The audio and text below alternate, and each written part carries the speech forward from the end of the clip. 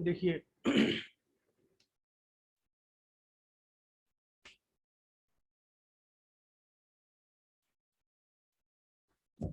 अगला जो टॉपिक है pair of linear equation into variables में, वो nature of linear equation into variables है।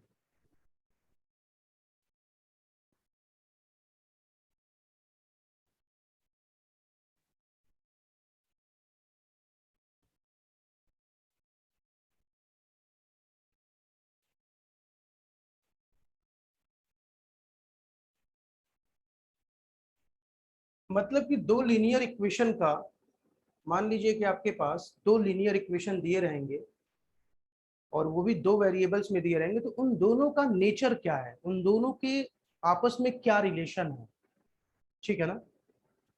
तो इस टॉपिक को कवर करने से पहले मैं आपको थोड़ा सा बता देना चाहता हूं कि कंसिस्टेंस क्या होता है और इनकंसिस्टेंस क्या होता है। ठीक है ना। देखिए, दो चीज समझेंगे आप। जैसे मान लीजिए, पहले आप समझ ही लो, पहले से मान लो कि आपके पास दो लीनियर इक्वेशन दे रखे हैं, a1x b1y plus c1 equal to 0, a2x b2y plus c2 equal to 0। ये आपके पास दो लीनियर इक्वेशन दे रखे हैं, a1x plus b1y plus c1 equal to 0 और a2x plus b2y plus c2 equal to 0। अब साइड में एक वर्क समझ लेना।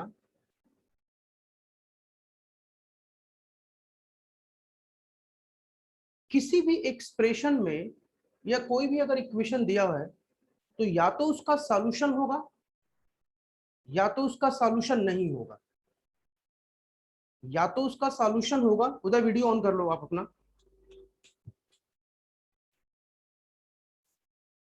या तो उसका सॉल्यूशन होगा या तो उसका सॉल्यूशन नहीं होगा। ठीक है ना। तो दो वर्ड समझते हैं।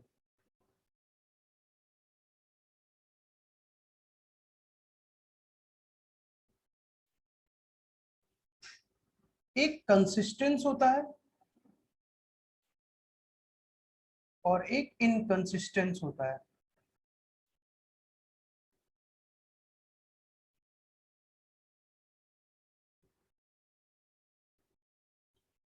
एक कंसिस्टेंस होता है और एक इनकंसिस्टेंस होता है। सॉल्यूशन इन दोनों वर्ड पर डिपेंड है, एक कंसिस्टेंस और एक इनकंसिस्टेंस। अगर दो इक्वेशन का सॉल्यूशन पॉसिबल है, अगर दो इक्वेशन का सॉल्यूशन पॉसिबल है, जैसे आप उसे सॉल्व कर रहे हो, आप एक्स और वाई की वैल्यू निकाल लो। लेकिन अगर आप उसे सॉल्व कर रहे हो और एक्स और वाई की वैल्यू नहीं निकाल पा रहे हो, तो अगर आपने, जैसे मान लो कि आपको दो लीनियर इक्वेशन दिया हुआ है, आपने उसे सॉल्व करके एक्स और वाई की वैल्यू निकाल ली है, तो वो सॉल्यूशन हो गया उसका। बट कोई ऐसा केस जिसमें एक्स और वाई की वैल्यू आप ना निकाल पाओ, तो वो नो सॉल्यूशन होगा। अगर आपके पास दो लीनियर इक्वेशन दिया हुआ है और उधर ऑडियो आ रहा है ना। यस। अगर मान लो कि आपके पास दो लीनियर इक्वेशन दिया हुआ है, आप उसे सॉल्व कर रहे हो, आपने इजीली एक्स और वाई की वैल्यू निकाल ली है, तो अगर इजीली आप एक्स और वाई की वैल्यू निकाल लिए हो, इसका मतलब ये हुआ वो सॉल्यूशन की कैटेगरी में आएगा। लेकिन मान लो कि अगर आप एक्स और वाई की वैल्यू नहीं निकाल पा रहे हो, तो वो नो सॉल्यूशन की कैटेगरी में आएगा। ठीक, दोबारा समझिए। अगर आपके पास दो लीनियर इक्वेशन दिया हुआ है एक्स और वाई, आप उसे इजीली सॉल्व कर लिए, तो वो सॉल्यूशन की कैटेगरी में आएगा। अगर आपने उसे सॉल्व नहीं किया, तो वो नो सॉल्यूशन की कैटेगरी में आएगा। मैं भी थोड़ी देर में बताऊंगा कि वो नो सॉल्यूशन कब होगा। फिलहाल अगर सॉल्व नहीं कर पा रहे हैं, इट मींस दैट वो हमारा नो सॉल्यूशन की कैटेगरी में आएगा। तो कंसिस्टेंस के केस में सॉल्यूशन मिलेगा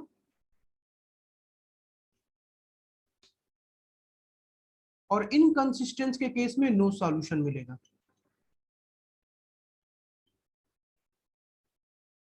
कंसिस्टेंस के केस में सॉल्यूशन मिलेगा और इनकंसिस्टेंस के केस में नो सॉल्यूशन मिलेगा। ठीक है, बस ये पिक्चर याद रखना। सॉल्यूशन दो कैटेगराइज में होगा। सॉल्यूशन की डिपेंडेंसी एक कंसिस्टेंस और इनकंसिस्टेंस पे होगा। अगर सॉल्यूशन मिला तो ये कंसिस्टेंस होगा और इनकंसिस्टेंस के केस में नो सॉल्यूशन। तो लिखेंगे कैसे? अगर इन दोनों सिचुएशन को मर्ज करके लिखना है तो लिखेंगे कंसिस्टेंस विथ, चलो चलो ये दिमाग में भी हटा दो, फिलहाल इतना दिमाग में रखना, सॉल्यूशन कंसिस्टेंस के साथ आएगा और नो सॉल्यूशन इनकंसिस्टेंस के केस में आएगा। बस ये पिक्चर दिमाग में रखना, इसको साइड में कहीं नोट कर लो, इसको साइड में कहीं नोट कर लो, जल्दी करो।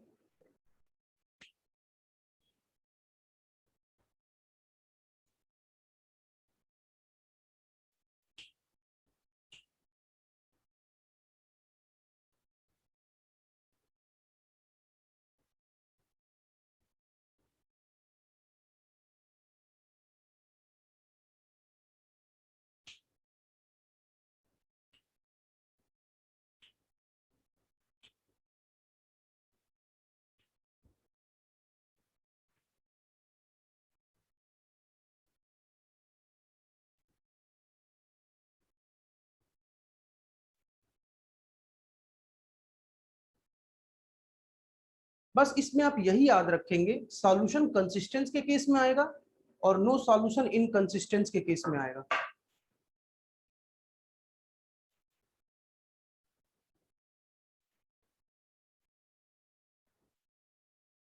हो गया? सर कंसिस्टेंस का मतलब बता दीजिए। जब मैं आपको नो सॉल्यूशन वाली इक्वेशन बताऊंगा ना उदय, तो मैं आपको प्रॉपर, देखो ये एक वर्ड है, दरअसल ऐसा होता है कि कभी कभी ऐसी सिचुएशन आ जाती है कि x और y की वैल्यू कंटिन्यू आप उसमें पुट करते रहो और वो उस इक्वेशन को सेटिस्फाई करता रहे, दैट इज कॉल्ड कंसिस्टेंस। अगर आप x और y की वैल्यू अपनी तरफ से उसमें पुट करते जाओ और वो उस इक्वेशन को सेटिस्फाई करता जाए, दैट इज कॉल्ड कंसिस्टेंस। अगर आप x और y की वैल्यू पुट कर रहे हो और वो उस इक्वेशन को सेटिस्फाई नहीं कर रहा है, तो हम उसे इनकंसिस्टेंस की कैटेगरी में डालेंगे। क्लियर हो गई बात? Yes sir. अब हमारे पास दो लीनियर इक्वेशन दिया हुआ है, तो जब आप, होता क्या है कि जब आप दो लीनियर इक्वेशन को सॉल्व करोगे तो उसमें x और y की वैल्यू, काम की बात, इन दोनों में क्या रिलेशन है वो बता रहा हूं, क्या इन दोनों का नेचर है। अगर आप इन दो लीनियर इक्वेशन को सॉल्व करोगे और जब x और y की वैल्यू निकालोगे, तो जो x और y की वैल्यू आप निकालोगे वही x और y की वैल्यू वर्ल्ड में कोई भी उसे सॉल्व करेगा वही निकालेगा।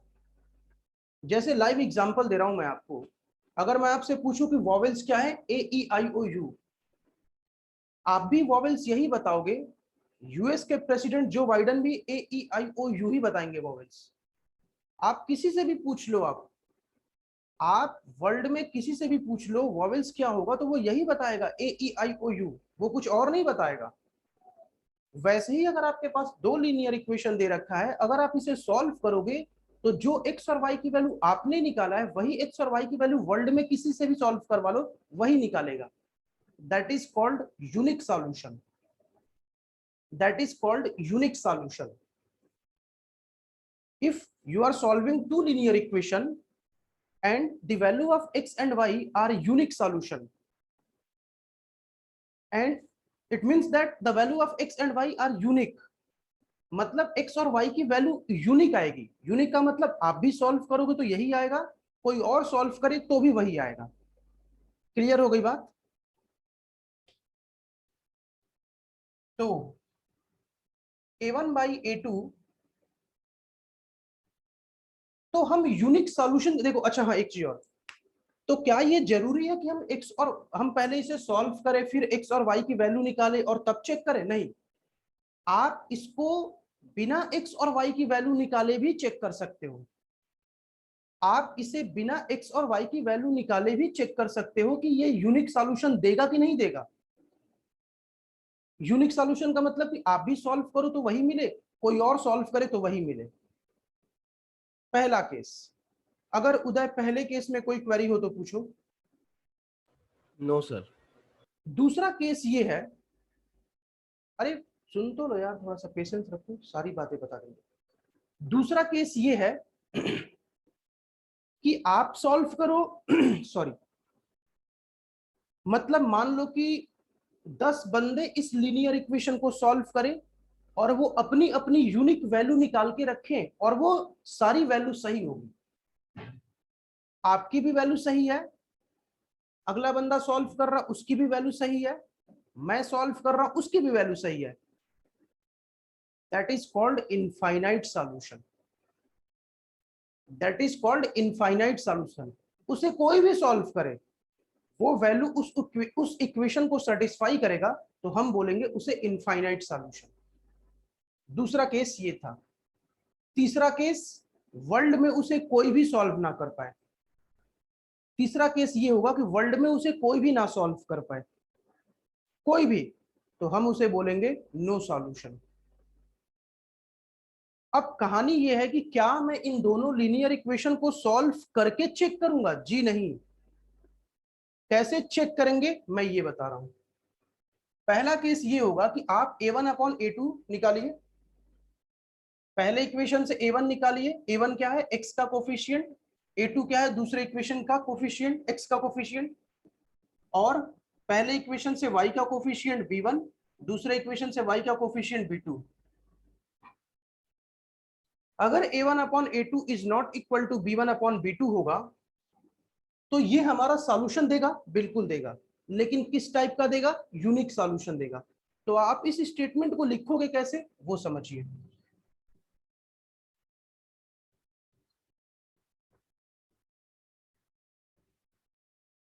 Consistence with unique solution,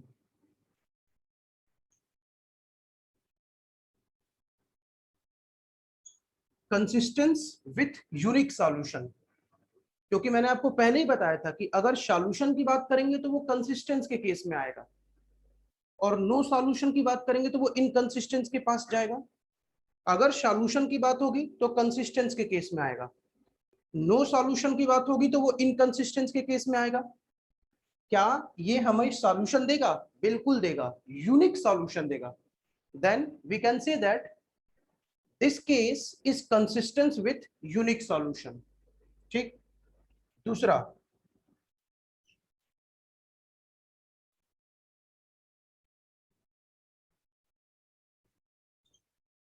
if a1 upon a2 equal to b1। अच्छा पहले इतना नोट करो फिर बात करूंगा मैं तुम लोगों से, पहले इतना नोट करो।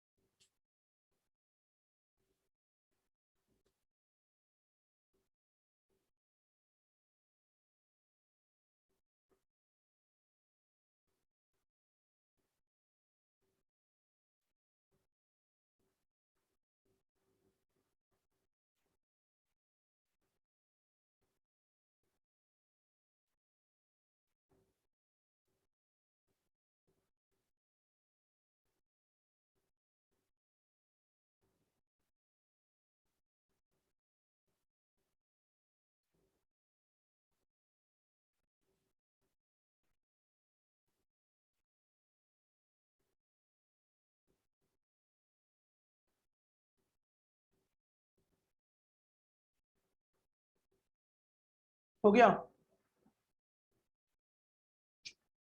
अब a1 upon a2 equal to b1 upon b2 equal to c1 upon c2 दे रखा है। देन एट दिस स्टेज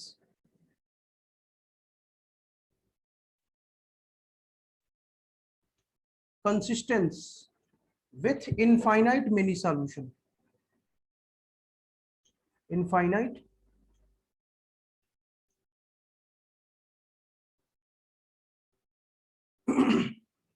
अगर a1 upon a2 equal to b1 upon b2 equal to c1 upon c2 होगा then we can say that consistence with infinite many solution. Clear हो गई बात? Note कीजिए।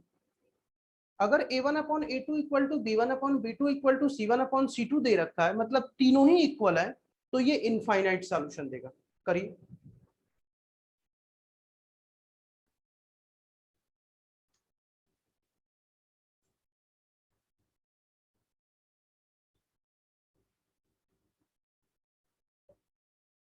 हाँ, इस केस में मिलेगा।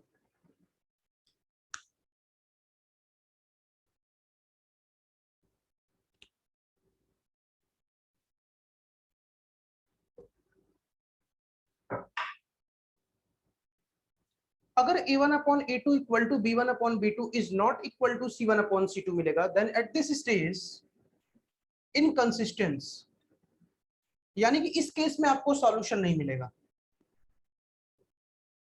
Inconsistence with no solution.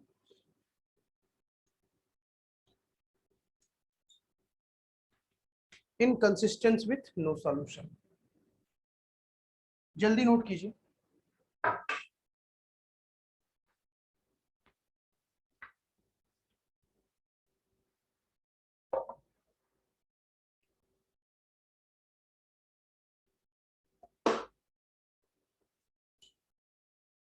Sir मतलब इसमें x और y की वैल्यू निकलेगी नहीं ना?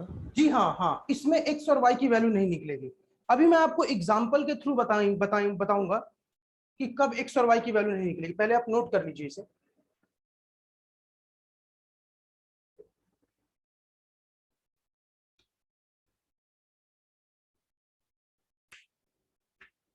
हो गया।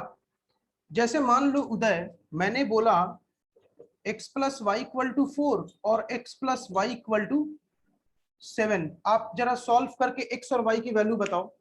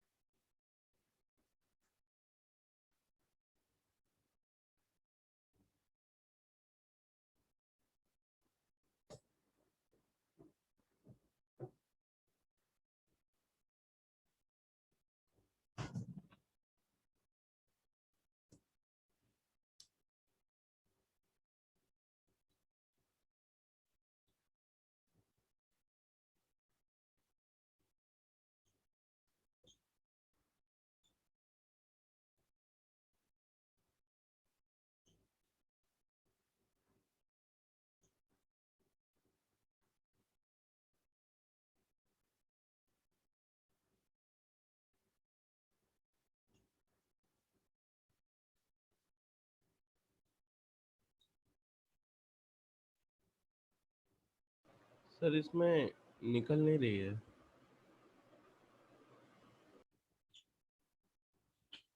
आप इसमें एक्स और वाई की वैल्यू नहीं निकाल पाओगे। सब्ट्रैक्ट, साइन चेंज करो, इस ये माइनस ये माइनस ये माइनस ये दोनों कैंसल आउट हो गया उधर। यहां पर बचा -3। आप बताओगे ये किसकी वैल्यू होगी? आप बता ही नहीं पाओगे इसकी। इवन आप ही नहीं, कोई भी नहीं बता पाएगा कि यहाँ पर एक्स और वाई की वैल्यू क्या आएगी। तो ये हमारा उदय इनकंसिस्टेंस की कैटेगरी में चला जाएगा। क्यों? क्योंकि आप यहाँ पर एक्स और वाई की वैल्यू नहीं निकाल पा रहे हो। ठीक है,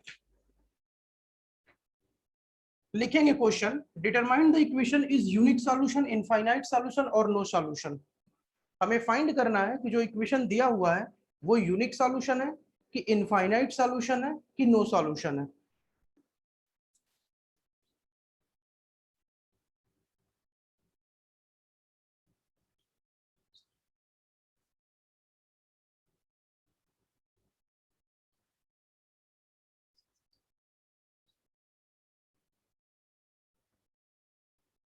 एक चीज और बता दूं आपको, उदय समझ लो।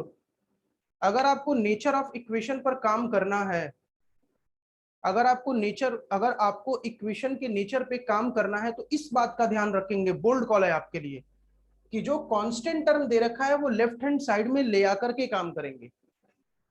जो कांस्टेंट टर्म दे रखा है वो लेफ्ट हैंड साइड में लेकर के आएंगे तब काम करेंगे, इस बात को दिमाग में रखेंगे आप लोग। जैसे ये constant term right hand side में दे रखा है तो हम इस कांस्टेंट टर्म को 7 को लेफ्ट हैंड साइड में लेकर के आएंगे, ये -7 होगा, ठीक है ना।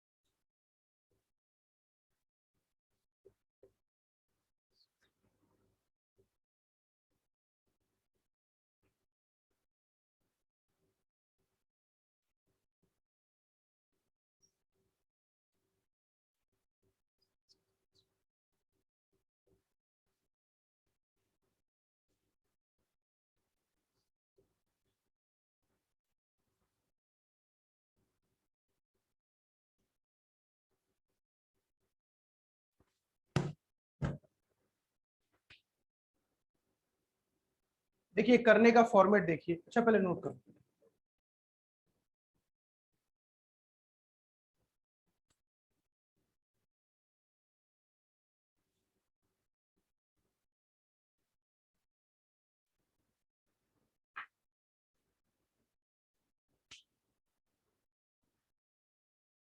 उदय कल भी सेम टाइमिंग होगी 7:15, क्योंकि कल आपका linear equation in two variables जितना बैच में हो गया है ना उदय, उतना कंप्लीट हो गया आपका, कल कल कंप्लीट हो जाएगा। Okay sir.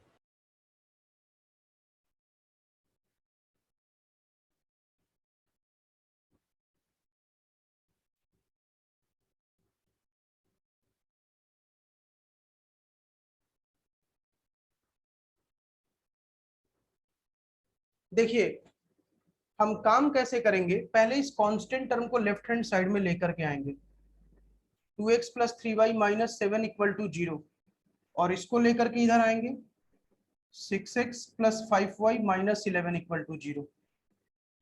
हम करेंगे क्या, हम यहाँ पर a1 की वैल्यू फाइंड करेंगे। a1 की वैल्यू क्या दे रखा है, x का कोफिशिएंट 2, b1 की वैल्यू क्या दे रखा है 3, और c1 की वैल्यू -7। इस इक्वेशन से a2 की वैल्यू 6, a2 x के कोफिशिएंट, a2 x का कोफिशिएंट होगा,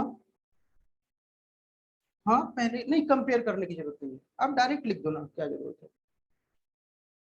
b2 की वैल्यू कितनी आ गई 5, और c2 की वैल्यू -11। यहां तक देखो, अगर कोई दिक्कत है तो पूछो। a1 की वैल्यू 2, b1 की वैल्यू 3, और c1 की वैल्यू -7, a2 की वैल्यू 6, b2 की वैल्यू 5, और c2 की वैल्यू -11। अब हम a1/a2 निकाले, कितना आ गया 2/6, मतलब कितना 1/3। अब हम b1/b2 निकालें 3/5, ठीक। तो अब आप एक चीज नोटिस करो कि a1/a2 की वैल्यू 1/3 और b1/b2 की वैल्यू 3/5।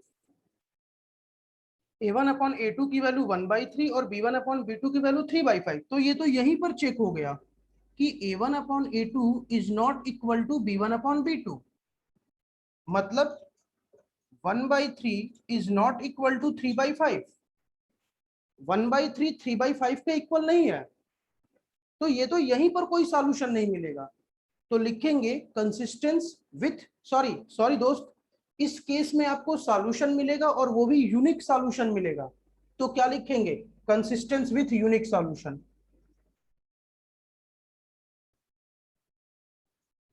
नोट करिए, कंसिस्टेंस विथ यूनिक सॉल्यूशन।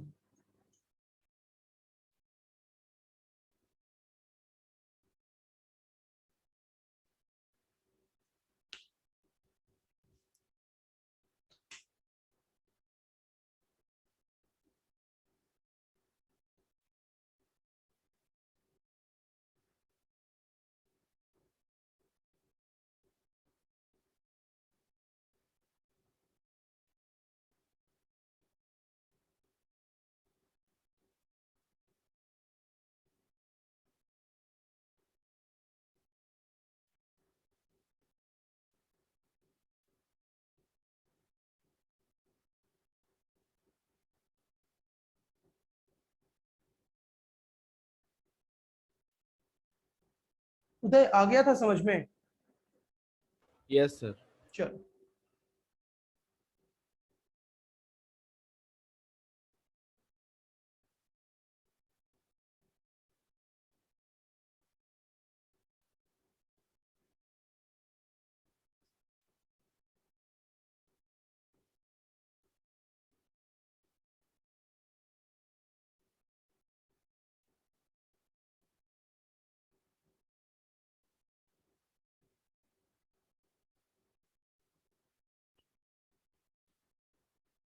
अब देखिए, मैं एक आप लोगों को ये बी वाला बता रहा हूं कैसे करेंगे।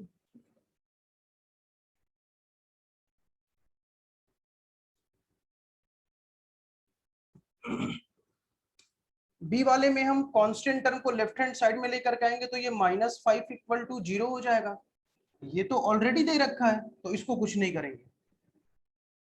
अब a1 की वैल्यू -3 और a2 की वैल्यू 9/2। देखो मैं एक बार फिर बता रहा हूं आप लोगों को, आइडेंटिटीज मोस्ट इंपॉर्टेंट है ये आइडेंटिटीज। अगर a/b अपॉन c/d दे रखा है, मान लो कि ये रेशनल नंबर और ये रेशनल नंबर, तो जो होगा a into d upon b into c हो जाएगा। a का d के साथ मल्टीप्लाई करेंगे, b का c के साथ मल्टीप्लाई करेंगे। अगर मान लो कि केवल a दे रखा है और इसके नीचे b/c दे रखा है, तो a का c के साथ मल्टीप्लाई करेंगे, b नीचे आ जाएगा। मोस्ट इंपॉर्टेंट चीजें हैं ये सब, इसमें बहुत ज्यादा यूज होगा। और अगला क्या दे रखा है, c/d अपॉन a दे रखा है। मान लो c upon d upon a दे रखा है, मतलब ये रेशनल नंबर है, इस बार ये रेशनल नंबर है।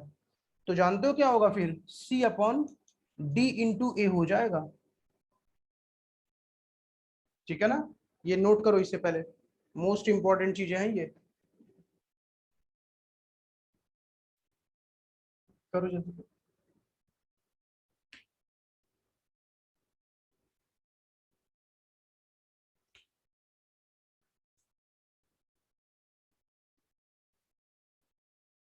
सारा आज ही सीख लोगे क्या? कुछ टाइम तो दो। 3-3 महीने 4-4 महीने से पढ़ रहे हैं वो, और तुम सोच रहे हो कि 4 दिन में ही आकर के सारा कवर कर ले। बैठे रहो चुपचाप, नहीं तो मारूंगा थप्पड़ कस के।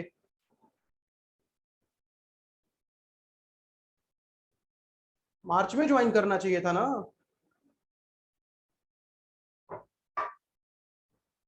चलिए, b1 की वैल्यू क्या है, हमने a1 की वैल्यू -3, a2 की वैल्यू 9/2, b1 की वैल्यू 4, और यहां से b2 की वैल्यू -6, c1 की वैल्यू -5, c2 की वैल्यू 15/2। ठीक है ना, निकाल देते हैं a1/a2। हाँ, पहले हम a1/a2 निकालेंगे, फिर b1/b2 निकालेंगे। अगर हमें a1/a2 और b1/b2 दोनों इक्वल नहीं मिले, तो मुझे c1/c2 पर जाने की जरूरत ही नहीं है, क्योंकि हमारा a1/a2 is not equal to b1/b2 मिल गया। तो जब मुझे a1/a2 is not equal to b1/b2 मिल गया, तो भैया वहीं पर मेंशन कर दो ना कि it is a unique solution, consistence with unique solution. आगे आपको c1/c2 निकालने की जरूरत क्या है? जब आपने a1/a2 और b1/b2 निकाला और ये चेक करा कि ये इक्वल नहीं है, तो जब इक्वल नहीं है तो आपके दिमाग में फोटो बना हुआ है कि a1/a2 is not equal to b1/b2 is consistent with unique solution. तो फिर आपको c1/c2 निकालने की क्या जरूरत है? आप a1/a2 और b1/b2 पहले निकाल लेना, चेक करना कि क्या वो इक्वल आ रहा है कि नहीं आ रहा है। अगर इक्वल नहीं आया तो वहीं पर रुक जाना और बता देना कि यूनिक सॉल्यूशन होगा। ठीक है ना, कंसिस्टेंस विथ यूनिक सॉल्यूशन। लेकिन अगर दोनों इक्वल आ जाते हैं, तब आप c1/c2 पर मूव करेंगे। ठीक है, तो a1/a2 -3/9/2। तो अब देखो ये कौन सी प्रॉपर्टी है, ये वाली प्रॉपर्टी है ये। ठीक है, तो किसके साथ मल्टीप्लाई होगा, -3 इंटू 2/9, ये कैंसल हो गया। a1/a2 की वैल्यू -2/3। ठीक है, अब b1/b2 4/-6, दैट इज कितना, 2/-3। अब देखो यहाँ पर a1 अपॉन a2 की वैल्यू -2/3 और b1 अपॉन b2 की वैल्यू भी -2/3, मतलब ये तो दोनों इक्वल आ गए। तब हम अब c1 अपॉन c2 निकालेंगे, क्योंकि अब ये दोनों ही इक्वल आ गए। अब ये दोनों ही इक्वल आ गए, तो अब हम निकालेंगे c1/c2।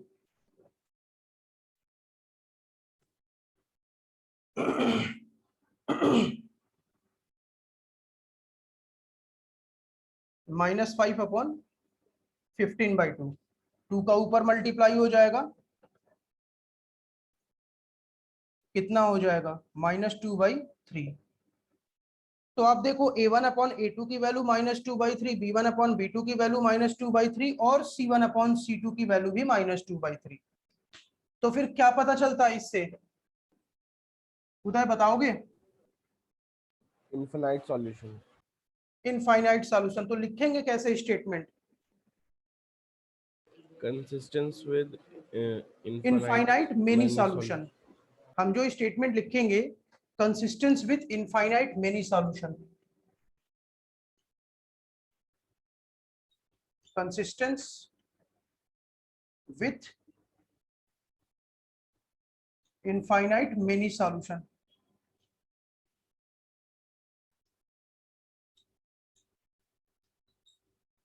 Consistence with infinite many solution.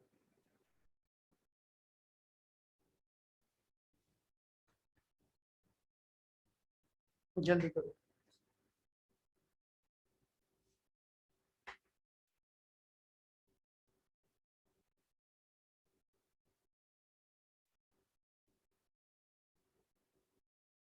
Third वाला करो।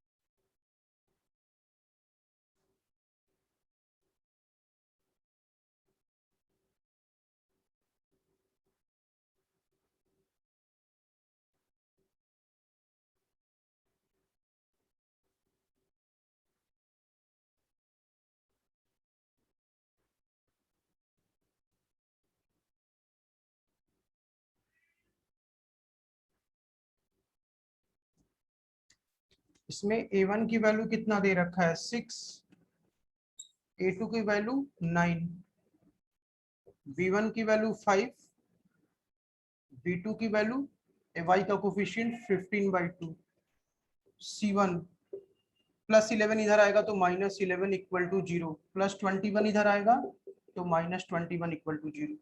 तो c1 की वैल्यू -11 और c2 की वैल्यू -21। चेक कर दो। a1/a2 6/9, थोड़ा सा बोझ हल्का कर दो। 3 by sorry sorry 2/3, b1/b2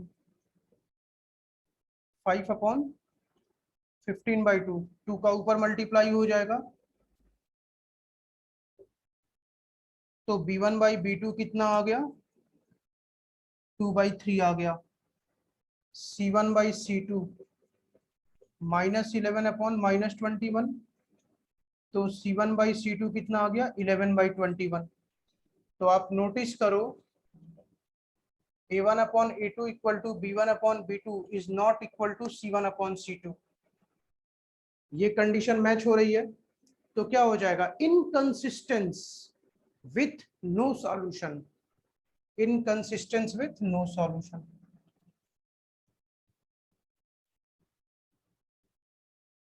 inconsistence with no solution.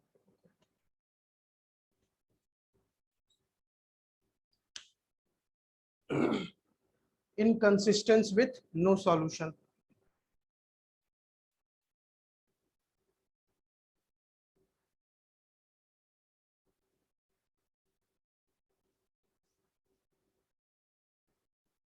Inconsistence में, हाँ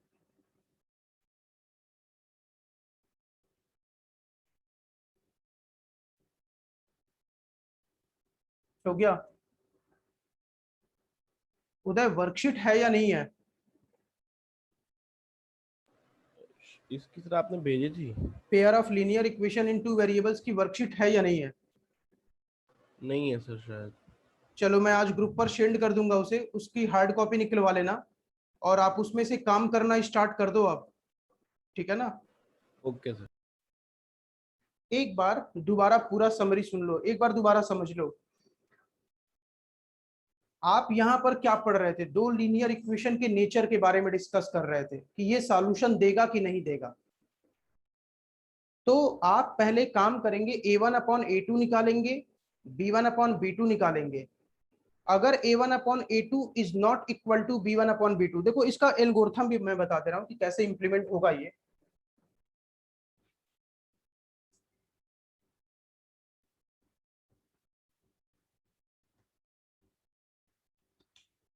आप a1/a2 निकालो।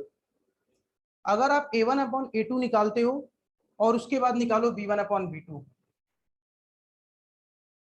अगर मान लो कि a, और चेक कर लो कि क्या a1/a2 b1/b2 के इक्वल है। अगर नहीं है तो ये यहीं पर बता दो unique solution, consistence with unique solution, consistence with unique solution, ठीक है। लेकिन अगर a1/a2 इक्वल टू b1/b2 आ जाता है, अगर a1/a2 इक्वल टू b1/b2 आता है, फिर हम निकालेंगे c1/c2, फिर निकालेंगे c1/c2, ठीक है। हम फिर c1/c2 निकालेंगे, और अगर c1/c2 निकालने के बाद a1/a2 equal to b1/b2 equal to c1/c2, c1/c2 निकाल लेना। अगर वो c1/c2 इन दोनों के इक्वल आता है तो क्या बता दोगे? Consistence with infinite many solution, consistence with infinite many solution. लेकिन अगर a1/a2 equal to b1/b2 is not equal to c1/c2 आता है, a1/a2 equal to b1/b2 is not equal to c1/c2 आता है, तो यहां पर बता देना इनकंसिस्टेंस विथ नो सॉल्यूशन। पहले a1/a2 निकालो, b1/b2 निकालो, दोनों इक्वल नहीं आते हैं, कंसिस्टेंस विथ यूनिक सॉल्यूशन। अगर मान लो कि इक्वल आ गए, फिर निकालेंगे c1/c2। अगर c1/c2 इन तीनों के इक्वल आता है तो consistence with infinite many solution. लेकिन अगर c1/c2 इन दोनों के इक्वल नहीं आता है, इनकंसिस्टेंस विथ नो सॉल्यूशन। कल मॉर्निंग में 7:15 की टाइमिंग होगी दोबारा, और कल हम लोग इस पर कुछ स्टैंडर्ड क्वेश्चन करेंगे, फिर कल ये टॉपिक खत्म हो जाएगा, ठीक है ना। उसके बाद फिर आप लोगों का केवल वर्ड प्रॉब्लम बचेगा, जो कि वर्ड प्रॉब्लम मैंने उस बैच में भी नहीं कराया है, तो मैं उस वर्ड प्रॉब्लम उसमें करा दूंगा। और रही बात सब्स्टिट्यूशन मेथड की, तो वो आसान है, उसके लिए एक लेक्चर चाहिए मुझे, तो ये कंप्लीट होने के बाद नेक्स्ट वीक में सब्स्टिट्यूशन मेथड कंप्लीट कर देंगे, ठीक है। बाकी बातें कल।